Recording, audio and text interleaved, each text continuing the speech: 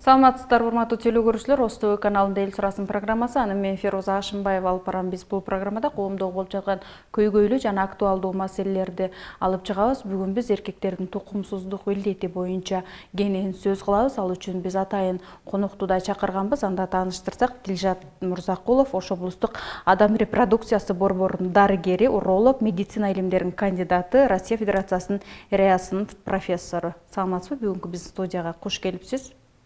Биз жогоруда айтып кеттик, ушул тукумсуздук илдети күчөп жатат депчи. Атайын ушуга байланыштуу биз түз эфирде сиз менен, эл менен биргеликте сүйлөшөлү деп чакырдык. Убактыңызды бөлүп келип бергениңизге ыраазычылык билгизели. Урматтуу теле көрүүчүлөр, эгерде сиздерде дал ушул биздин темабызга байланыштуу суроолоруңуздар болсо, бизге байланышка чыксаңыздар болот. Албетте бизден конок сиздерге жооп берүүгө аракет кылат. Негизи эле мына тукумсуздук дегенди бул эми бактысыздык деп дагы түшүнсөк болот экен да. Эгер бир үй бүлө ошо тукумсуздук илдетине кабылса, сөзсүз түрдө бул акыры баягы ажырашууга алып келет экен да. Ошого эле негизи эле ошо кенен токтолсоңуз да, негизи тукумсуздук деген эмне? Саламатсыздар, урматтуу теле көрүүчүлөр. Рахмат сиздерге, Ош ТВ теле радио компаниясына. Мен эми азыркы өзүбүздүн 40 мүнөт убакыттан пайдаланып, ушу эркектердин тукумсуздугу боюнча маалымат берип өтөм. Эркектердин тукумсуздугунун темасы бул өзү аябай чоң тема болуп эсептелинет. Азыр эркектердин тукумсуздугу эмне, бул себептери ушул жөнүндө маалымат берип өткөнгө аракет кылам. Тукумсуздук бул эркектердин тукумсуздугу, аялдардын тукумсуздугу деп, жаш үй бүлө 1 жыл жашап, анан контрацептик каражаттарды колдонбой жашаса, анан келинчегинин боюнда болбосо, бул экөөнө тең биринчи даражадагы тукумсуздук деп диагноз коюлат. Ушул тукумсуздуктун ар түрдүү себептери бар. Бунун биринчи себептерине токтолуп өтө берейин. Кыскача, эми элибизге түшүнүктүү болуш үчүн кыска нуска кылып элибиздин тили менен түшүндүргөнгө аракет кылабыз. Жөнөкөйлөштүрүп, эркектердин тукумсуздугу боюнча маалымат берип өтөйүн. Эркектердин тукумсуздугунун келип чыгуу себептери. Биринчи бул эркектердеги баягы жыныстык органдарда сезгенүүлөр, бул простатит оорусу болобу, орхит, орхоэпидидимит оорусу, анан кийин варикоцелия деген оору бар. Анан жана башка оорулар, жыныстык жак менен жугуучу оорулар, ар түрдүү жыныстык жак менен жугуучу оорулардын өзү түрү көп. Булардын ичинен уреоплазмоз, микоплазмоз, хламидиоз, анан кийин гонорея, трихомониаз, цитомегаловирус, вирус простого герпеса жана башка гарднеролез деп бөлүнүп кетет. Булар өзүнчө деле эркектердин тукумсуздугуна алып келиши мүмкүн. Анан кийин простатит оорусуну козгоп, орхит, орхоэпидидимит ооруларын козгоп туруп, алар өзүнчө ошол эркектердин тукумсуздугуна алып келиши мүмкүн. Азыр эми бул эми жалпысынан урологиялык оорулар деп айтып атпайбызбы? Эми ошол негизи түрлөрүнө токтолсоңуз, ошол урологиялык оорулар. Азыр урологиялык оорулар, мисалы үчүн биздин борборго кайрылган урология, андрология бөлүмүнө кайрылган ооруларды айтып өтөйүн.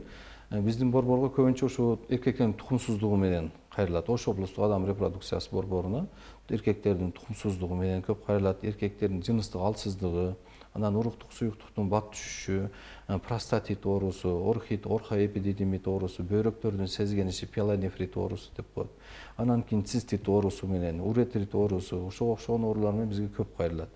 Эми мисалы үчүн азыр ошол түшүндүрүп айтыш үчүн статистика маалыматтарын да айтып өтөйүн. Мисалы үчүн азыр 2019 жылга биздин борборго 1 жылда 2,5 миң эркек киши кайрылган болсо, анын ичинен 722 киши эркектердин тукумсуздугу менен кайрылган. Анан эркектердин тукумсуздугу деп диагноз коюлган. Анын ичинен 540 киши дарыланып, ошол келинчегинин боюна болду 2019 жылдын ичинде. Бул биздин результат болуп эсептелинет.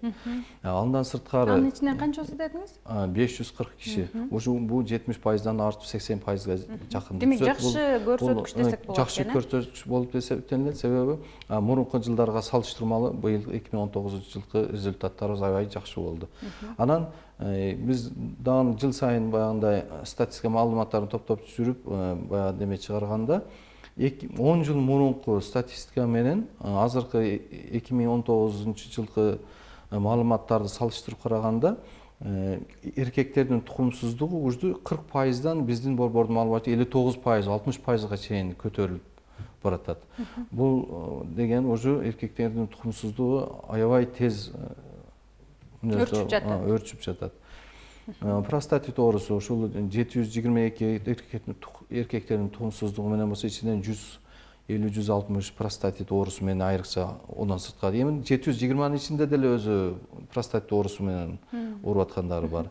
Андан сырткары атайын простатит оорусу менен кайрылган ушу 140 киши. Анан 200 канча бул пиелонефрит оорусу менен кайрылгандар. Анан кийин цистит оорусу, уретрит оорусу, варикоцель оорусу менен кайрылгандар. Ушу именно ушул оорулар биздин ушу тукумсуздук, эркектердин тукумсуздугуна зыяны келтирген оорулар болуп эсептелинет сөз негизи. Сиз жогоруда айтпадыңызбы, ошол 2019 жылы 2,5 миңдей ошол мырза ошол илдет менен, ар түрлүү илдет менен ошонун ичинен 700дөн ашууну ошо тукумсуздук менен кайрылды депчи. Ошондо салыштырмалуу 2018 жылга салыштырсак, бул көрсөткүч аз деп айтсак болобу же тескерисинче көбөйдүбү? 2018 жылы бизге 655 киши ошо эркектердин тукумсуздугу менен кайрылган. Уже азыр 722 болсо, бул жерде бир 70-тей. Демек көбөйүп жатыптыр да? Улам жыл сайын өсүп баратат. Себеби 10 жыл, 12 жыл мурунку 40% түзгөн эркектердин тукумсуздугунун проценти азыркы маалымат менен 2019 жылкы менен 60% түзүп атат. Эми бул биздин борбордо ушундай болуп калдыбы дегенибиз менен азыр Россиянын маалыматтары же башка өлкөлөрдүн маалыматтарына алып литератураларын окуп караганда, берип аткан маалыматтарын караганда, аларда деле куту ошондой 20 жыл мурун 20-30% деп жазып аттык элек, азыр уже мына 60%га чыкты, 55%га чыкты деп, булар деле ошол 55-60-тын тегерегинде айланып жүрөт. 2,5 миң сиздердин эле борборго кайрылгандар болсо маселени, Ош шаарында деле, мисалы Ош облусунда деле атайын бөлүмдөр бар да, аларга деле кайрылгандардын саны ошончо болсо керек, э? Эмне ошол кенен айтсаңыз, эми тукумсуздук илдетине, бул илдетке эмне үчүн жылдан жылга көп кабылып жатат мырзалар? Мунун себептерине өтө көп. Азыркы мен себептерин айтып өттүм сизге. Простатиттен баштап ар түрлүү жыныстык жол менен жугуучу оорулар. Эми азыр айтып өтүп кетейин. Ушул мисалы үчүн ушул эле биздин эфирден жаш инелерибиз угуп отурган болсо, олорго деле пайдалуу болот. Көп жигиттерибиз, көп жаштар үйлөнгөнү бар, үйлөнбөгөнү бар. Булардын баары барып чет өлкөлөргө барып иштеп келип атат. Ал жерге баргандан кийин акча табуу максатында ар түрлүү жумуш менен алектенип жатат. Бул биринчиден ал жерде суук жер болуп эсептелинет биздин өлкөгө караганда. Андан кийин биздин өлкөбүз Аллага шүгүр, бизде таза аба, таза суу бар, бизде мөмө жемиштин баары таза, бизде химикат заттар өтө кем колдонулат. Анан бул башка мамлекеттерге барганда ал жерде булар өзүн багуу максатында бир 10-15 киши акча табуу максатында бир комнатада турушу мүмкүн. Ысык тамак жок, жеңил баягындай пакеттиктер тез татым тамактар менен тамактанат. Бул тамактардын баары химикат кошулган тамактар болуп эсептелет. Анын составында бүт химикат. Аны жеп атат. Анан кийин баягы ысык, суук, ысыктан суукка чыгат, баягы жумушу кыйын болушу мүмкүн, жашоо шарты жакшы болбой калышы мүмкүн, курсак убактыда тоюшу мүмкүн, жакшы убакытта тойбой калышы мүмкүн. Ошолордун суун ичип атат, ошолордун абасын жутуп атат, ошолордун баягындай жеңил тамактарын жеп атат. Булардын баары эркектердин баягы иммунитетини, мужской немесини түшүрүп атат. Бул биринчиден. Экинчиден, көбүнчө эми ачык айтканга туура келет. Көбүсү ар түрлүү жолдорго, жаман жолдорго кирип жүргөн балдар деле көп угабыз. Анан биздин борборго кайрылгандарга көбүнчө айтып калабыз. Эми сиздер атайын баягы эркекче отуруп сүйлөшөсүздөр да ошолорду айтып ошол моментте эми азыр эфирден пайдаланып айтып өтүп кете берейин. Себеби бул элибизге пайдасы бар, зыяндуулугу жок. Ар түрлүү жыныстык мамилелер түзүп калышы мүмкүн, башка болушу мүмкүн. Алардан жугузуп алып келген эле нерсени аялына подарить этип, анан кийин эркектердин тукумсуздугу, аялдардын тукумсуздугу, баягы боюнда өспөй калыптыр, же болбосо боюндан түшүп калыптыр, же болбосо баш мээси өрчүбөй калыптыр, жана башка бир аномалия развитиясы бар экен деген себептерге алып келип атат. Ошон үчүн ушул эфирден пайдаланып жаштарыбызга айтат элек, ушундай өзүнө этият кылса, баягы тамак ашын этият кылыш керек, ысык жылуураак кийинип, анан кийин өз убагында баягы тамак ашынан сырткары дагы эмнелерди айтышыбыз мүмкүн, өзүн караганга аракет кылыш керек.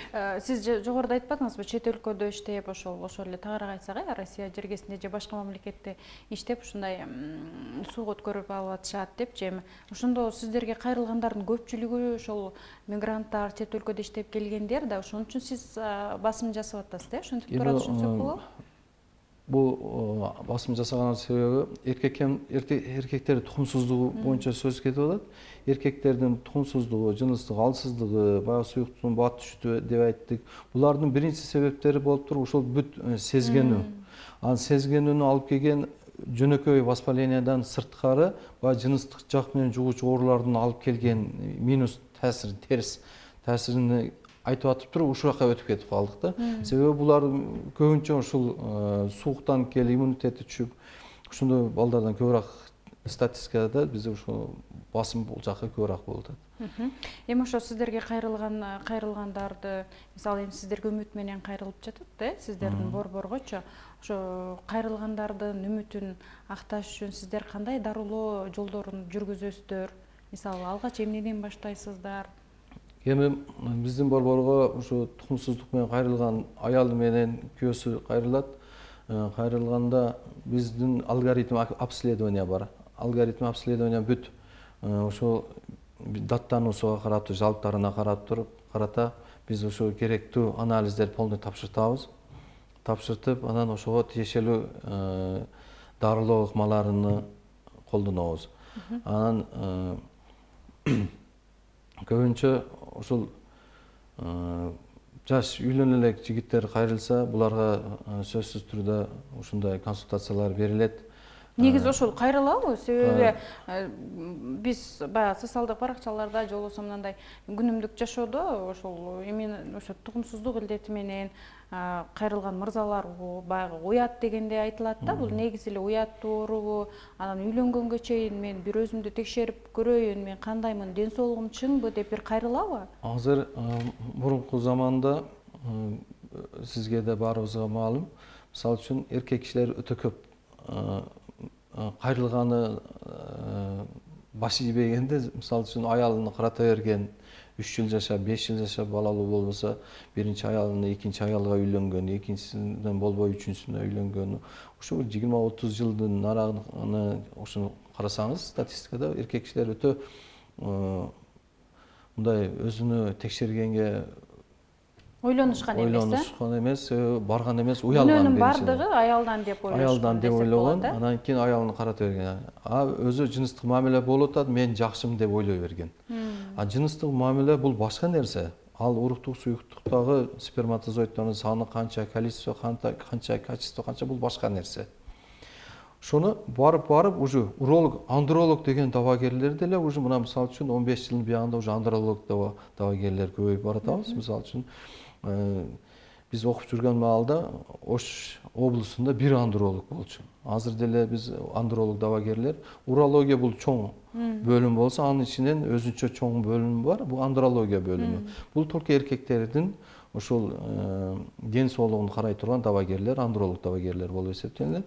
Азыр бул боюнча кенен айтып бересиз. Азыр биз телекөрүүчүбүз байланышка чыгып калыптыр. Кабыл алсак, урматтуу телекөрүүчү, сиз түз байланыштасыз. Байланыш үзүлүп калыптыр, улантып берсеңиз болот.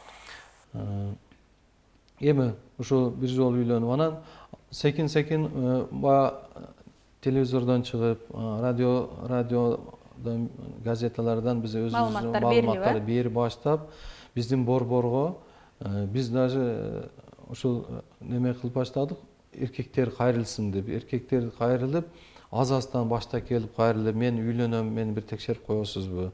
Өзү негизи ушундай бир неме болуш керек, программа. Баягы үйлөнө турган үй бүлөнү ЗАГСтан өткөрөрдөн мурун ушул нике жана үй бүлө борбору деп мурун биздин ишканабыз ошондой аталган. бракисемия деп. Азыр ошол облусту адам репродукциясы борбор деп айтылат. Ошол борборго барып текшерилип келип, анан кийин ЗАГСке печать басылган бир убакыттар. Азыр эми андай жоголуп кетти. Өзү ошону кайра восстановить этиш керек. Себеби ошо сенин каның туура келет, сеники туура келбейт, сен мындай ооруңба, мынаны сакайткын, анан кийин турмуш курушуң керек, анан кийин печать басылат. Азыр эми эл өзү түшүнүп, уже барган сайын маалыматтар көбөйдү. Эфирлерден, түз эфирлерден маалымат берилип атат, газеталарда маалымат берилип атат, сайттарда маалымат берип атабыз. Ушулардын негизинде эркектер уже жаш жигиттер кайра эле мен үйлөнгөн даярданып атам, мени бир сире текшерип коюң деп ушундай жигиттер көбөйүп кетти. Бул жакшы. Мурунку 10 жыл мурунку немеге караганда, жылдарга караганда азыркы жылда уже ушундай өзүндө мисалы үчүн кемчилик сезген, же болбосо бир алыс жерде иштеп келдим эле, же болбосо бир жерде суукта калып кеттим эле деп бизге кайрылган эркектердин саны көбөйүп баратат. Мен сопосомун, бирок бир сире текшерүүдөн өтүп коеюн дегендер бар. Бул элибиз үчүн жакшы. Кийин турмуш кургандан кийин проблема болбойт, экөө ээрчишип жүрбөйт. Жакшы, жанагы балалуу болуп жүрүп деле, балким 2 балалуу болгондон кийин да бул илдетке кабылган учур кездешеби? Ооба, буну экинчи даражалуу тукумсуздук деп коет, вторичное бесплодие деп коет. Мисалы үчүн эркек киши простатит болуп ооруп калса, простатит оорусун өз убагында дарылабай жүрө берсе, же варикоцелия оорусу болсо өз убагында дарылабай жүрө берсе, дагы башка оорулар бар. Ошол оорулар менен жүрө берсе, бул баягы спермогенезин түшүп кеткендигине алып келет да. Уруктук суюктуктун качествосу жоголуп, анан тукумсуздукка кабылданып калышы мүмкүн. Аял кишилерде мисалы үчүн баягы спираль салып жүрүшү мүмкүн, башка контрацептик каражаттарды колдонуп жүрүп, ошонун таасири менен мисалы үчүн шамалдап сезгөнү менен дарыланбай жүрө берип, баягы трубный фактор деп коет, же болбосо гормоналдык нарушение болуп туруп, тукумчалар жарылбай калып, анан овуляция жүрбөй калып, оюнда болбой калышы мүмкүн. Бул экинчи даражалуу тукумсуздук деп коет. Аны өзүнчө дарылоо немеси болот. Аны текшерип, биздин борбордо керектүү жардам берилет. Жакшы. Бизге байланышка чыккан телекөрүүчү бар. Кабыл алсак, урматтуу телекөрүүчү, биз сизди угуп жатабыз. Сурооңузду бере бериңиз. Биз сизди угуп жатабыз. Уролог деп атам, угуп отурам да жанатан бери. Жаңы эки группада кан бир болсо бала болобу болбойбу? Ошону суроону берейин деген. Дагы барбы сурооңуз? Дагы суроо анан жанагы ошого жооп алайын анан кийин. Жакшы, рахмат. Сурооңуз түшүнүктүү. Аял менен эркек кан группасы бирдей болсо балалуу болушу мүмкүнбү деп суроо бериптир. Балалуу болушу мүмкүн. Анын зыянчылыгы жок. Эми кээ бир учурларда кан группасы туура келбей калып, анан баягы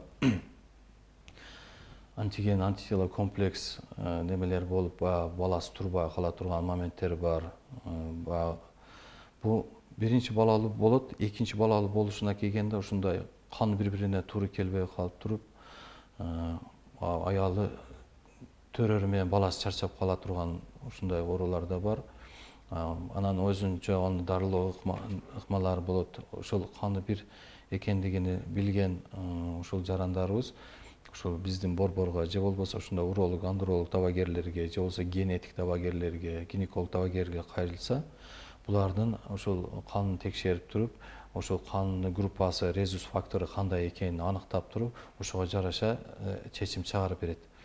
Биринчи баласы көбүнчө төрөлөт, экинчи баласына келгенде өзүнчө бир дарылоо шарттары болот, баягы резонатор, мындай деген дарылар болот. Ошолорду коюп, анан экинчи баласын төрөтүп алышы мүмкүн.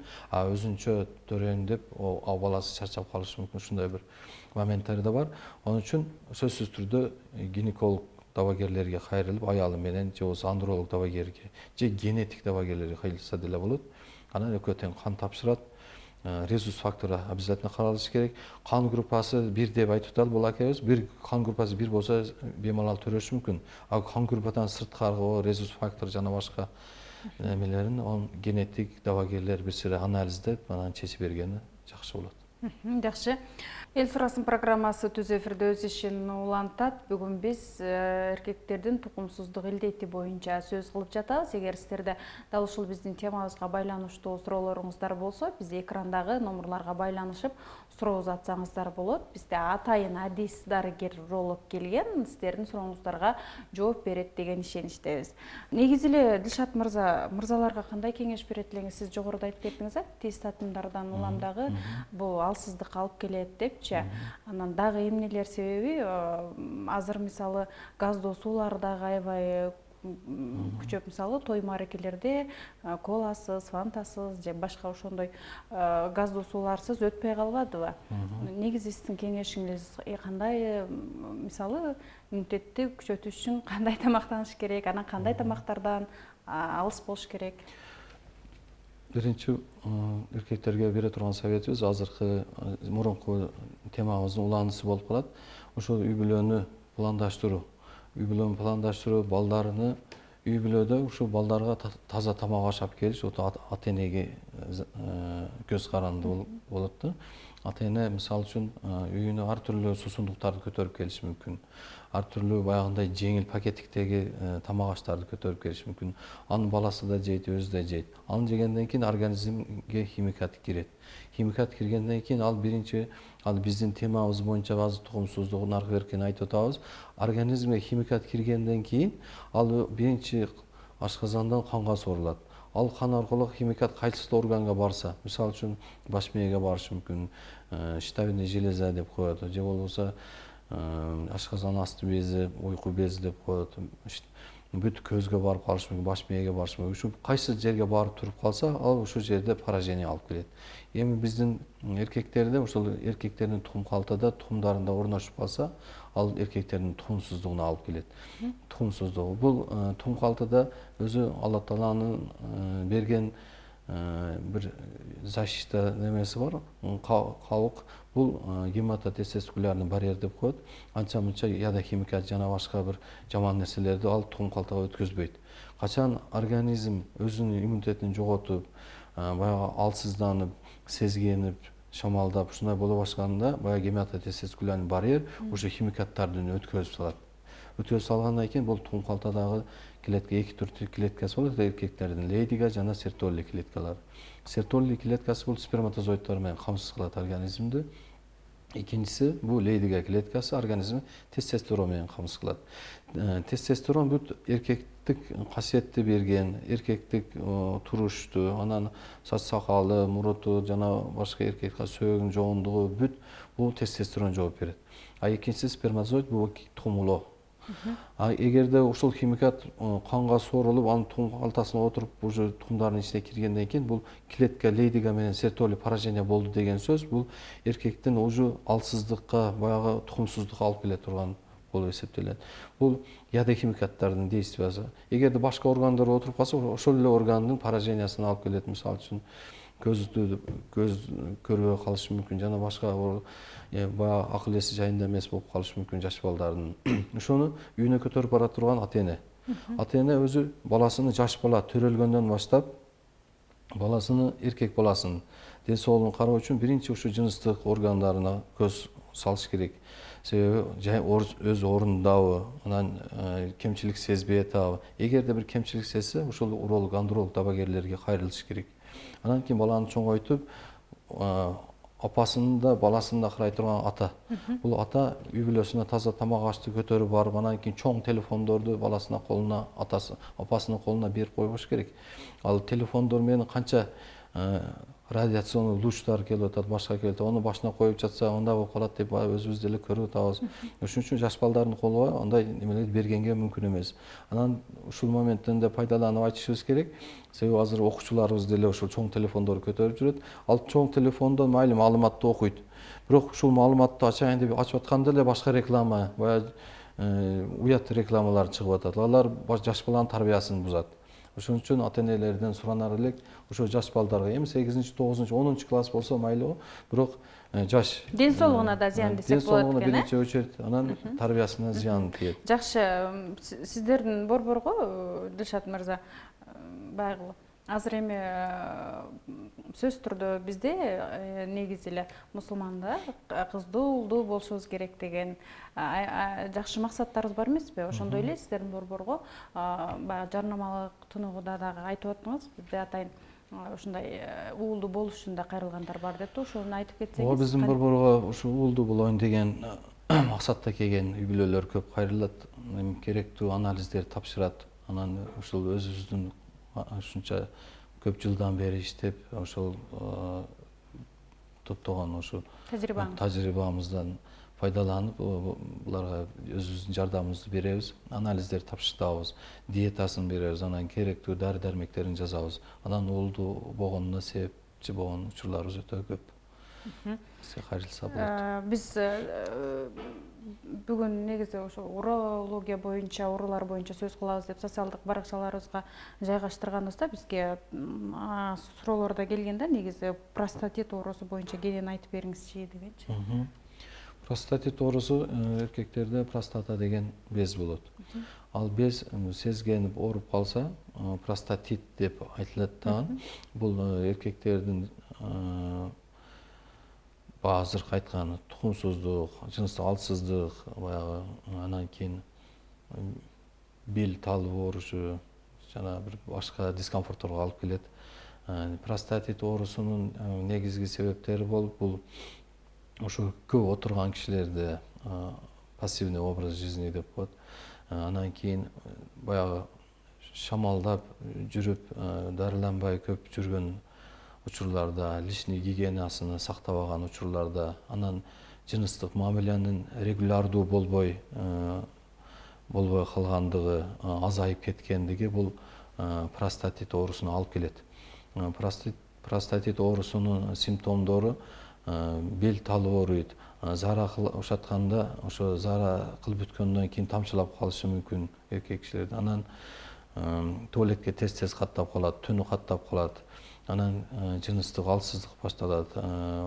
Баягы жыныстык мамилеге неме азайып, желаниясы азайып кетет.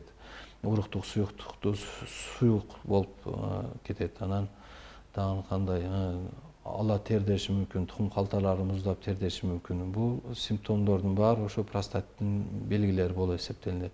Өзүндө ушундай симптомдорду сезген кишилер ошо уролог, андролог дабагерлерге кайрылышы зарыл.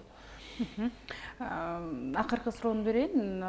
Биз жогоруда баягы 18 жаштан өткөн жалаң мырзалар боюнча сөз кылбадык. Анан ата-энелерге негизи сиздин кеңешиңиз ошол бала өспүрүм кезинде, мисалы 13-14 жаш дейбизби, 10 жаштагы балдарга дагы мисалы ден соолугуна кайдыгер мамиле жасабай сиздерге кайрылса болот да.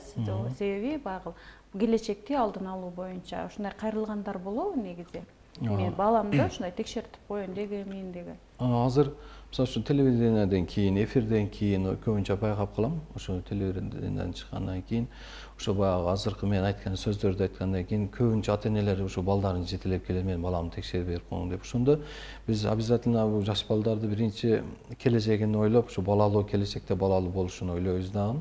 Ошо тукум калтада тукумдардын жайгашышы, жыныстык мүчөнүн нормадабы, нормада эмеспи, бүт кемчиликтерин аныктап туруп, ушу кемчиликке жараша дарылоо ыкмаларын айтабыз, анан шарттарын түзүп беребиз өзүбүздүн борбордо.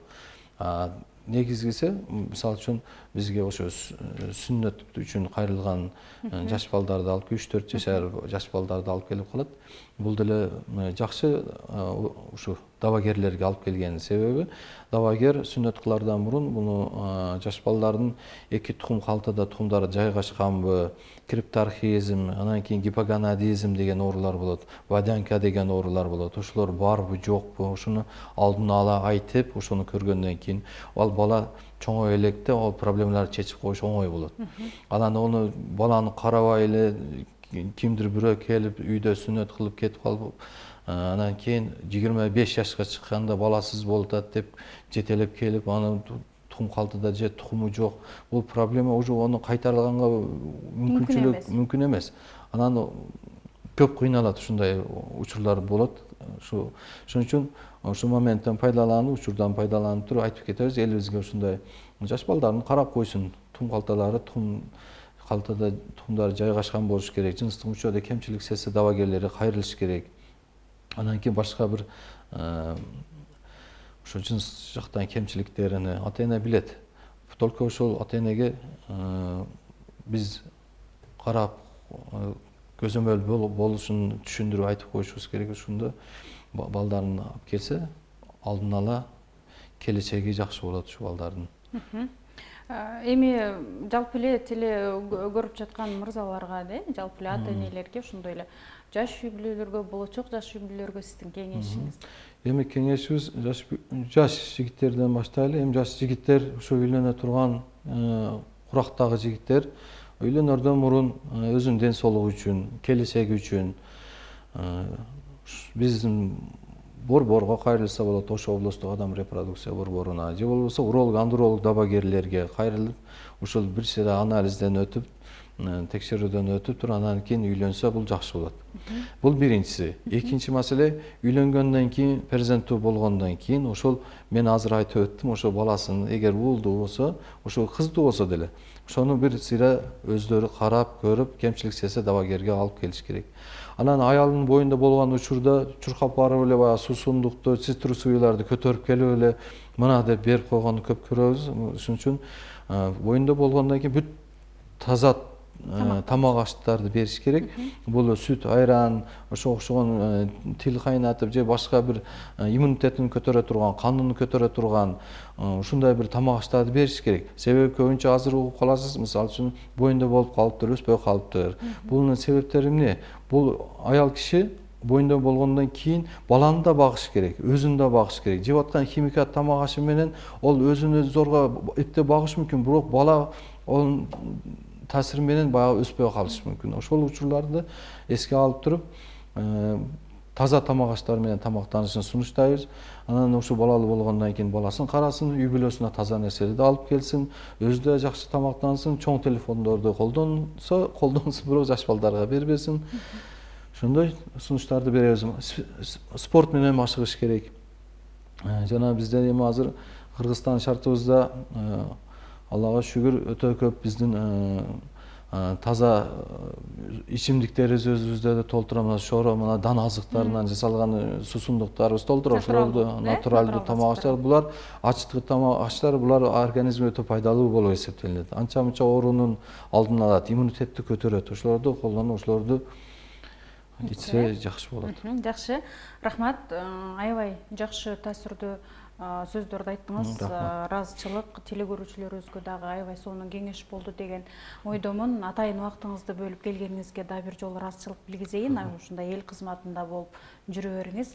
Урматтуу теле көрүүчүлөр, Эл сурасын программасы соңуна чыкты. Кийинки программадан көрүшкөнгө чейин саламатта калыңыздар.